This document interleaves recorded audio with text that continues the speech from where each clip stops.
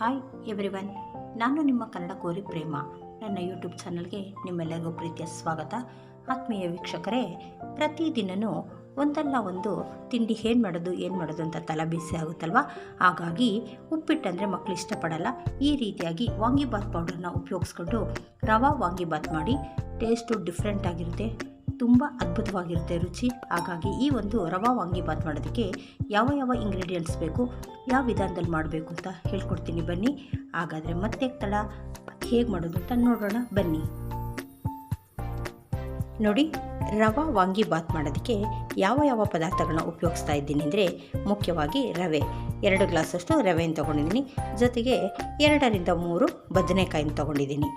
ಒಗ್ಗರಣೆಗೆ ಎಣ್ಣೆ, ಸಾಸಿವೆ ಮತ್ತು ಜೀರಿಗೆ, ಕಡಲೆಬೇಳೆ, ಉದ್ದಿನಬೇಳೆ, ಕರಿಬೇವು, ಶುಂಠಿ ಬೆಳ್ಳುಳ್ಳಿ ಪೇಸ್ಟು, ಈರುಳ್ಳಿ, ಒಗ್ಗರಣೆಗೆ 1-2 ರೆಡ್ ಚಿಲ್ಲೀಸು, 1 ಕ್ಯಾಪ್ಸಿಕಮ್, ಟೊಮೊಟೊ, ಜೊತೆಗೆ ವಾಂಗಿಬಾತ್ ಪೌಡರು, ರುಚಿಗೆ ತಕ್ಕಷ್ಟು ಎಣ್ಣೆ, ತುಪ್ಪ, ಇಷ್ಟು ಪದಾರ್ಥಗಳನ್ನ ಉಪಯೋಗಿಸ್ಕೊಂಡು ಮಸಾಲ ವಾಂಗಿ ಬಾತ್ ಹೇಗೆ ಮಾಡೋದು ಅಂತ ನೋಡೋಣ ಬನ್ನಿ. ಮೊದಲಿಗೆ ನಾನು ಸ್ಟವ್ ಹಚ್ಚಿ ಬಾಣಲೆನಿಟ್ಟಿದ್ದೀನಿ. ಅದಕ್ಕೆ ಒಂದು ಅರ್ಧ ಮುಕ್ಕಾಲು ಬೌಲಷ್ಟು ಎಣ್ಣೆಯನ್ನು ಸೇರಿಸಿದ್ದೀನಿ. ನೋಡಿ, ಎಣ್ಣೆ ನೀಟಾಗಿ ಬಿಸಿಯಾಗಿದೆ. ಈಗ ನಾನು ಸಾಸಿವೆ ಮತ್ತು ಜೀರಿಗೆಯನ್ನು ಒಟ್ಟಿಗೆ ಸೇರಿಸ್ತಾ ಇದ್ದೀನಿ. ಆ ಸಾಸಿವೆ ಸ್ವಲ್ಪ ಸಿಡಿಬೇಕು. ಸಿಡಿದ ನಂತರ ಉಳಿದಿರೋ ಪದಾರ್ಥಗಳನ್ನ ಸೇರಿಸ್ಕೊಳ್ಳೋಣ. ಈಗ ನಾನು ಆ ಎಣ್ಣೆ ಒಳಗಡೆ ಶುಂಠಿ ಬೆಳ್ಳುಳ್ಳಿ ಪೇಸ್ಟನ್ನು ಸಹ ಸೇರಿಸ್ತಾ ಇದ್ದೀನಿ. ನೀಟಾಗಿ ಒಂದು ಸರಿ ಫ್ರೈ ಮಾಡ್ಕೊಳ್ಳಿ. ನೋಡಿ, ಶುಂಠಿ ಬೆಳ್ಳುಳ್ಳಿ ಪೇಸ್ಟ್ ಹಾಕಿದ್ದೀನಿ. 1 ಸ್ಪೂನಷ್ಟು ಉದ್ದಿನಬೇಳೆ ಮತ್ತು ಕಡಲೆಬೇಳೆಯನ್ನು ನಾನು ಇದಕ್ಕೆ ಸೇರಿಸ್ಕೊಂಡಿದ್ದೀನಿ. ಉದ್ದಿನಬೇಳೆ ಕಡಲೆಬೇಳೆ 1 ಸ್ಪೂನ್ ತೊಗೊಳ್ಳಿ.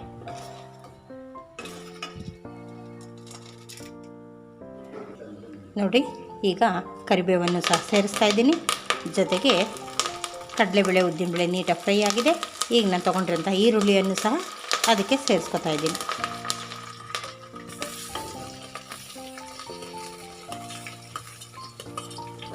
ಈಗ ಇದೆಲ್ಲ ಚೆನ್ನಾಗಿ ಫ್ರೈ ಆಗಲಿ. ನೋಡಿ, ಇದ್ರ ಜೊತೆಲೇ ನಾನು ಈ ಬದನೆಕಾಯಿನೂ ಕೂಡ ಸೇರಿಸ್ಕೊತೀನಿ. ಇದು ಸ್ವಲ್ಪ ಎಣ್ಣೆ ಜೊತೆ ಚೆನ್ನಾಗಿ ಫ್ರೈ ಆಗಲಿ. ಎಲ್ಲ ಒಂದು ಮಿಕ್ಸ್ ಕೊಟ್ಟು 1 ನಿಮಿಷ ನಾವು ಕ್ಯಾಪನ್ನು ಮುಚ್ಚಿದ್ರೆ ಎಲ್ಲವೂ ಬೇಗ ಫ್ರೈ ಆಗುತ್ತೆ.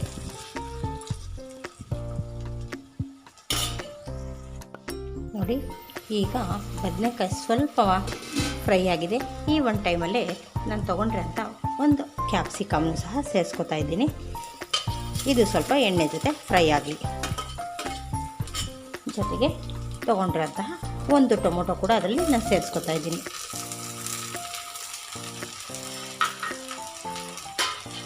ಇವೆಲ್ಲವನ್ನು ಒಟ್ಟಿಗೆ ಮಿಕ್ಸ್ ಮಾಡಿ 1 ರೌಂಡ್ ಫ್ರೈ ಮಾಡ್ಕೊಳ್ಳೋಣ. ಪೂರ್ತಿ ತುಂಬ ಸಾಫ್ಟಾಗಿ ಬೇಯೋದು ಬೇಡ, ಇನ್ನು ಸ್ವಲ್ಪ ಬೇಯಲಿ.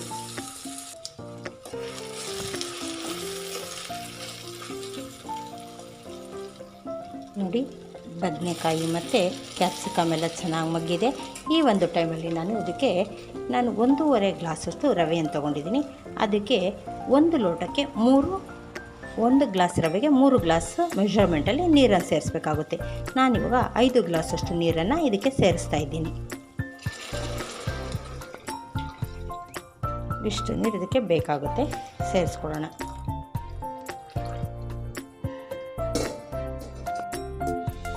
ವೀಕ್ಷಕರೇ, ಸಾಯಿ ಟೂರ್ಸ್ ಆ್ಯಂಡ್ ಪ್ಯಾಕೇಜ್ ಕಡೆಯಿಂದ ವಿವಿಧ ಸ್ಥಳಗಳಿಗೆ ಡೊಮೆಸ್ಟಿಕ್ ಹಾಗೂ ಇಂಟರ್ನ್ಯಾಷನಲ್ ಗ್ರೂಪ್ ಪ್ಯಾಕೇಜ್ ಲಭ್ಯವಿದೆ. ಅಮರನಾಥ್ ಯಾತ್ರೆ, ಕೈಲಾಶ್ ಯಾತ್ರೆ, ಅಂಡಮಾನ್ ಪ್ಯಾಕೇಜ್ಗಳು ಲಭ್ಯವಿದೆ. ಆಸಕ್ತರು ಸ್ಕ್ರೀನ್ ಮೇಲೆ ಡಿಸ್ಪ್ಲೇ ಆಗ್ತಾ ಇರೋಂತಹ ನಂಬರ್ಗೆ ಕಾಂಟ್ಯಾಕ್ಟ್ ಮಾಡಿ ಹೆಚ್ಚಿನ ಮಾಹಿತಿ ಪಡೆದುಕೊಳ್ಳಬಹುದು. ನೋಡಿ, ಇದಕ್ಕೆ ನಾನು 1.5 ಅಷ್ಟು ಗ್ಲಾಸ್ಗೆ 2 ಸ್ಪೂನಷ್ಟು ವಾಂಗಿಬಾತ್ ಪೌಡರ್ನ ಸೇರಿಸಿದ್ದೀನಿ. ಈಗ ಜೊತೆಗೆ ರುಚಿಗೆ ತಕ್ಕಷ್ಟು ಉಪ್ಪನ್ನು ಸಹ ಸೇರಿಸ್ಕೊಂಡಿದ್ದೀನಿ. ಇವೆಲ್ಲವೂ 1 ರೌಂಡ್ ಕುದೀಲಿ. ನೋಡಿ, 2 ಸ್ಪೂನಷ್ಟು ವಾಂಗಿಬಾತ್ ಪೌಡರ್ ಆದರೆ ಸಾಕಾಗುತ್ತೆ.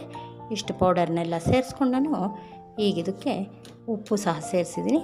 ಒಳ್ಳೆದೊಂದು ಮಿಕ್ಸ್ ಕೊಟ್ಟು ಸ್ವಲ್ಪ ಕುದಿ ಬರಲಿ, ಆಮೇಲೆ ನಾವು ರವೆಯನ್ನು ಬಿಟ್ಕೊಳ್ಳೋಣ. ಆಲ್ರೆಡಿ ನಾನು ರವೆನೆಲ್ಲ ಹುರಿದ್ಬಿಟ್ಟು ಇಟ್ಕೊಂಡಿದ್ದೀನಿ. ನೋಡಿ, ನೀರೆಲ್ಲ ಚೆನ್ನಾಗಿ ಮಳ್ತಾ ಇದೆ. ಈ ಟೈಮಲ್ಲಿ ನಾವು ಫ್ಲೇಮ್ನ ಸಿಮ್ಮಲ್ಲಿ ಇಟ್ಕೊಂಡು ರವೆಯನ್ನು ಬಿಡೋಣ. ನಾವು 1 ಗ್ಲಾಸ್ ರವೆಗೆ 3 ಗ್ಲಾಸ್ ನೀರು ತೊಗೊಂಡ್ರೆ ಆ ಖಾರ ಬಾತು ತುಂಬ ಸಾಫ್ಟಾಗಿ, ತುಂಬ ಟೇಸ್ಟಾಗಿ, ಒಳ್ಳೆ ಹೋಟೆಲ್ ಶೈಲಿಯಲ್ಲಿ ಆಗುತ್ತೆ. ನೋಡಿ, ಈ ರೀತಿ ನಿಧಾನವಾಗಿ ರವೆ ಬಿಟ್ಕೊಂಡು ಒಂದು ಕೈಲಿ ತಿರುಗಿಸ್ತಾ ಬನ್ನಿ. ಎಲ್ಲೂ ಗಂಟುಗಳಾಗಬಾರ್ದು.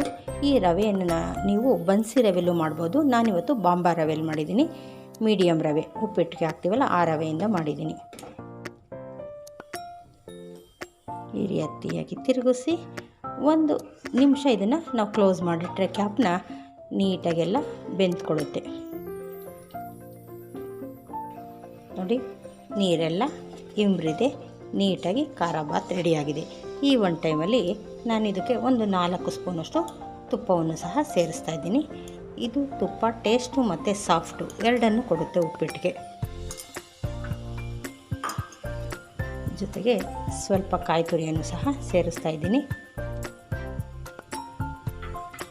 ಜೊತೆಗೆ ಕೊತ್ತಂಬರಿ, ಎಲ್ಲ ಪದಾರ್ಥಗಳನ್ನ ಸೇರಿಸ್ಬಿಟ್ಟು ಒಮ್ಮೆ 1 ರೌಂಡ್ ಮಿಕ್ಸ್ ಕೊಟ್ಬಿಡೋಣ. ಅಲ್ಲಿಗೆ ಖಾರ ಬಾತ್ ರೆಡಿಯಾಗುತ್ತೆ. ಈ ತುಪ್ಪ ಎಲ್ಲ ಕಡೆಗೂ ಮಿಕ್ಸ್ ಆಗೋ ರೀತಿ 1 ರೌಂಡ್ ಮಿಕ್ಸ್ ಕೊಡಿ. ನೋಡಿರಿ, ಉಪ್ಪಿಟ್ಟು ಈ ಹದದಲ್ಲಿ ಇರಬೇಕು. ಇಷ್ಟು ಸಾಫ್ಟಾಗಿದ್ದರೆ ತಿನ್ನೋದಕ್ಕೆ ತುಂಬ ರುಚಿಯಾಗಿರುತ್ತೆ. ಅಲ್ಲಿಗೆ ಖಾರ ಬಾತ್ ರೆಡಿ ಆಗುತ್ತೆ. ನೋಡಿ, ರುಚಿಕರವಾದ ರವಾ ವಾಂಗಿಬಾತ್ ಸವಿಯಲು ಸಿದ್ಧವಾಗಿದೆ. ನೀವು ಇದೇ ರೀತಿ ಮಾಡಿ, ತುಂಬ ರುಚಿ ಸ್ಪೆಷಲ್ಲಾಗಿ ಇರುತ್ತೆ. ಮಕ್ಕಳೆಲ್ಲ ಇಷ್ಟಪಟ್ಟು ತಿಂತಾರೆ. ಹಾಗಾಗಿ ನಿಮ್ಮೆಲ್ರಿಗೂ ಈ ರೆಸಿಪಿ ಇಷ್ಟ ಆಗಿದೆ ಅಂತ ಭಾವಿಸಿದ್ದೀನಿ. ಇಷ್ಟ ಆಗಿದರೆ ಲೈಕ್, ಶೇರ್, ಸಬ್ಸ್ಕ್ರೈಬ್ ಮಾಡೋದನ್ನ ಮರಿಬೇಡಿ. Thank you.